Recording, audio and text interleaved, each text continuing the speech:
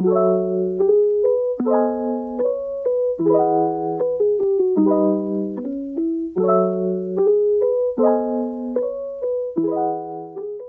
siang, Sobat JKN. Kembali lagi bersama saya Feli dari kantor cabang Bandar Lampung. Ngobrolin JKN kali ini akan ngebahas tentang program yang ada di BPJS Kesehatan, yaitu BPJS 1 atau BPJS Siap Membantu. Program ini bertujuan untuk memberikan kemudahan dalam pemberian informasi atau Sobat JKN yang masih bingung atau ada permasalahan dalam pelayanan kesehatan di rumah sakit dapat menghubungi ke BPJS 1. Nah, di samping saya udah ada nih narasumber yang kece banget, yaitu Kak Hanifa. Dia adalah salah satu BPJS 1 di Bandar Lampung. Halo Mbak Hanifa. Halo Feli. Mbak Hanifa boleh kenalin diri dong, biar Sobat JKN juga kenal Mbak Hanifa. Oke, nama saya Hanifa. Tapi kalau untuk panggilan akrabnya di kantor, biasanya dipanggil Ipeng Feli. Saya sendiri dari bagian mutu layanan kesehatan di kantor cabang Bandar Lampung. Oh, jadi sekarang manggilnya Mbak Ipe aja ya, Feli. Iya boleh. Mbak Ipe, Mbak Ipe adalah berapa lama sih kerja di BPJS Kesehatan? Kalau di BPJS Kesehatan ini dari bulan Juni 2016. Jadi kalau dihitung-hitung untuk sekarang sekitar 8 tahunan ya Fel ya. Wah, berarti Mbak Ipe udah expert banget dong di program JKN ini. Berarti Feli boleh nanya-nanya ya Mbak ya? Boleh Feli. Mbak Ipe, program BPJS Kesehatan itu apa aja sih? BPJS 1. Iya, BPJS 1. Program BPJS 1 ya. Jadi kalau untuk sebenarnya mungkin lebih ke tugas dan tanggung jawab ya Feli. Kalau untuk tentunya karena BPJS 1 itu siap membantu, kita ini memang lebih fokusnya itu untuk pemberian informasi dan penanganan pengaduan bagi peserta JKN yang mengalami kendala atau permasalahan pelayanan kesehatan di rumah sakit Feli gitu. Terus dari BPJS 1 juga kita ada customer visit Feli ke pasien. Customer visit ini kita mengunjungi peserta yang memang sedang berobat atau pelayanan kesehatan di rumah sakit dan memastikan langsung terhadap pelayanan yang diterima di rumah sakit gitu Feli. Oh, berarti BPJS 1 ini nih sebenarnya menangani permasalahan pelayanan yang kesehatan di rumah sakit ya Mbak ya? Iya, kita bantu koordinasi dan komunikasi. Misalnya butuh koordinasi ke rumah sakit atau ada kendala dari pasien atau peserta yang sedang berobat. Nah, ini kita nanti bisa menghubungi kita, Kelly. Oh iya, tadi kan Mbak ngomongin tentang customer visit. Nah, customer visit itu biasanya dilakukan berapa kali sih Mbak? Dalam seminggu atau sebulan itu berapa kali? Kalau untuk customer visit sendiri, kita setiap hari Feli ke rumah sakit. Jadi satu petugas itu ada beberapa rumah sakit yang menjadi tanggung jawabnya. Jadi petugas BPJS 1 setiap harinya itu akan mengunjungi rumah sakit secara bergantian Feli untuk melakukan customer visit dan sibling tadi. Sibling itu untuk memastikan setiap area pelayanan di rumah sakit berjalan dengan baik Feli. Berarti selama customer visit itu peserta-peserta bisa ya Mbak untuk melakukan pengaduan sekalian? Boleh, atau kalau misalnya nggak sempat nanya atau malu nanya langsung, bisa juga mengkontak dari WA atau nomor telepon yang sudah ada di poster yang tersedia di rumah sakit Feli. Oh, jadi gitu. Terus Mbak, kalau misalkan tadi kan Mbak ngomong, kalau misalkan untuk dapetin nomor teleponnya itu ada di poster yang ada di rumah sakit. Mereka itu bisa nelpon Mbak di jam-jam berapa aja atau ada waktunya atau bagaimana? Sebenarnya kalau untuk bisa menghubungi sih yang terpasang di poster tuh jam 8 sampai jam 5 sore ya sesuai dengan jam kerja. Tapi sering juga sih kita menerima pengaduan atau komplain di luar jam kerja itu tapi tetap kita respon kok. Oh, gitu. Berarti baik banget ya BPJS 1 programnya bisa menerima permasalahan peserta walaupun di jam lewat jam kerja. Ya kalau misalnya memang mendesak atau situ sebenarnya bisa melalui care center ya 165. Tapi kalaupun peserta itu sudah telepon atau WA, insya Allah segera kita respon. Oke deh. Mbak, aku mau nanya lagi nih, gimana sih Mbak prosedur untuk mendapatkan jaminan pelayanan kesehatan? Untuk alur pelayanannya ya Feli ya. Iya. Jadi kalau untuk alur pelayanan ini kan memang kita berjenjang ya Feli. Dimulai dari FKTP. Jadi misalnya peserta ada keluhan yang bukan kriteria emergensi, itu bisa ke FKTP dulu Feli, atau ke puskes, klinik, atau dokter perorangan di mana peserta tersebut terdaftar.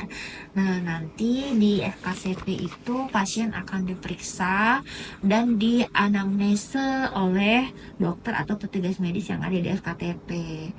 Misalnya nih dari FKTP ternyata eh, harus ditindaklanjuti di rumah sakit atau RTL, nanti baru diterbitkan rujukan Feli ke rumah sakit. Rumah sakitnya juga ke rumah sakit terpercaya dulu Feli, sesuai dengan kompetensi dokter yang ada di wilayahnya gitu Feli. Oh, jadi gitu alurnya Mbak. Terus Mbak, gimana kalau misalnya peserta JKN FKTP-nya di luar kota? Mereka harus pulang ke kotanya dulu untuk ke vaskes pertamanya atau bagaimana nih Mbak? Nggak perlu khawatir nih untuk peserta yang memang lagi keluar kota. Misalnya nih kita lagi liburan nih keluar daerah, ternyata kita sakit Feli. Nah, Mm-mm. sakitnya misalnya bukan yang emergensi atau gawat darurat, bisa ke FKTP di luar wilayah domisili atau di luar FKTP terdaftarnya maksimal 3 kali kunjungan Feli. Jadi walaupun kita nggak terdaftar di FKTP tersebut, kita tetap bisa dilayani dengan maksimal 3 kali kunjungan. Kalau sudah lebih dari 3 kali, memang sebaiknya dipindahkan vaskesnya ke FKTP di mana kita berdomisili. Jadi misalnya nih Feli ternyata pindah dari Lampung ke Jakarta nih. Sementara vaskesnya belum berlaku di Jakarta, itu Feli bisa nih berobat ke vaskes atau FKTP yang ada di Jakarta maksimal 3 kali. Tapi misalnya Feli nanti rencana menetap di Jakarta, baiknya sih dipindahkan FKTP-nya di sana Feli gitu. Itu untuk contohnya gitu. Oh, berarti harus pindah vaskes dulu ya Mbak ya? Kalau sudah lebih dari 3 kali ya, tapi kalau hanya main atau berkunjung aja kan nggak lama, itu boleh pakai kunjungan luar domisili tadi Feli yang maksimal 3 kali. Terus Mbak, untuk pindah vaskes itu apa harus kita ke kantor cabang atau bisa lewat online atau bagaimana Mbak?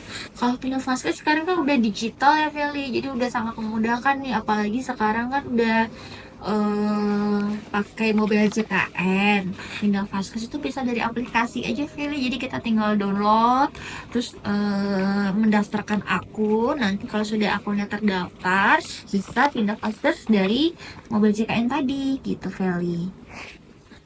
Untuk di aplikasi JKN juga Feli nih, selain kita pindah vaskes, bisa juga nih kita misalnya untuk peserta mandiri itu pindah kelas, terus untuk screening riwayat kesehatan tadi, atau bagi peserta yang mau melakukan pengecekan keaktifan kartu juga bisa Feli di aplikasi mobil JKN. Bahkan nih Feli untuk peserta BPJS Mandiri nih Feli, atau yang berbayar secara pribadi tadi, misalnya ada keterlambatan pembayaran iuran, kemudian ternyata tagihannya sudah cukup besar, bisa juga nih Feli di mobil JKN tuh ada namanya